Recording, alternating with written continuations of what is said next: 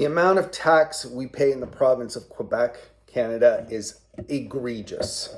This is the highest tax province in North America. If you make $300,000 a year in Quebec, you pay close to 50% of that in income tax. So that leaves you $150,000 in your pocket. Then every time you go to a store, like let's give for an example, Tim Hortons, you buy a $1 cup of coffee. You have to pay GST and PST on top of that coffee, which is 15%. So that coffee actually costs you $1.15. Tim Hortons pays approximately 30% income tax themselves. So that coffee actually has 30 cents of tax included in it. So you're actually only getting 70 cents worth of coffee for $1.15.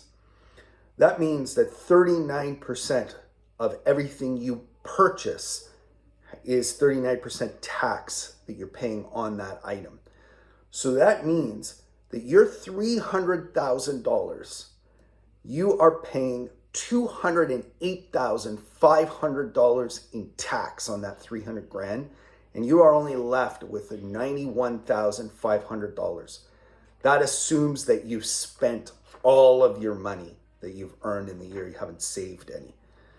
Now that is absolutely egregious. This province makes it so difficult for people to be able to live a comfortable life because the tax rate is so insanely high. So I'm letting you know, don't move to Quebec.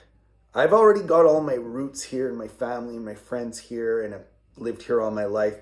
So I feel like kind of like I'm a tree and my roots are planted into the ground, and it's very difficult to lift them up and leave. So that's one of the reasons that I stay in Quebec. But I would never suggest moving to Quebec unless you're already here. Another thing is, if you're an Anglophone in Quebec, if you come here from another province or another country, you have to educate your children in French by law. You're not allowed to educate them in English. The only reason I'm allowed to educate my kids in English is because I've got what they call grandfathered rights, because I went to an English school. It's absolutely ludicrous. Anyways, those are just my viewpoints. I'm Sean Ross, and now you know.